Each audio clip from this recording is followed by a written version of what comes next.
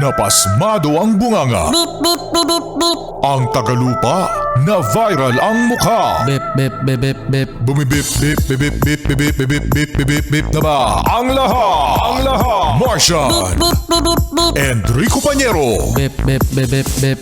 Beep, beep, beep, Bip, bip, bip, bip, bip. Bip, bip, bip, bip, bip. Titilaok! Titilaok! Beep, beep, beep, beep, beep. Ito na ang 101.1 Yes FM Balitang Kamusta naman ang mga yes pre natin na nagkakape? Lalong-lalo na yung mga yes pre natin na nagtsatsaa. Yan, mga nag-green tea. Wow, ang healthy! Dati milk tea yan eh. Eh bakit nag-green tea na lang ngayon? Kasi meron na siyang nararamdaman. Ang taas na kasi ng sugar niya. Kaya pala dati, milk tea. Yung may naramdaman na, green tea na lang. So eto na nga mga yes friend, no? Napag-uusapan natin na ang tea kasi merong 100 kilo ng shabu ang nasamsam ng mga otoridad dyan sa May Angeles, Pampanga, no? Na nakasilid sa tea bag mismo yung mga shabu. Hala?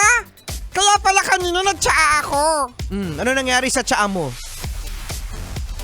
I feel high. Kaya pala may something. Oh, tapos yung nainom mo yung tsaa, ano nangyari? Ganito na ako magsalita. This is Paano magsalita?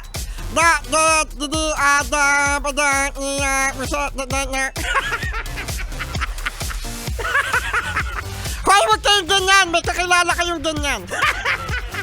May kakilala daw kayo ganyan magsalita.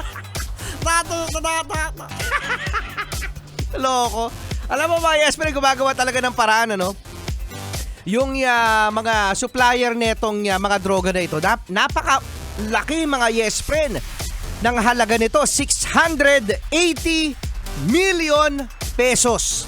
680 million pesos. Imagine, ano kung ito ay na-deploy sa iba't ibang lugar dito sa Pilipinas. Ay, nako, maraming Bangag!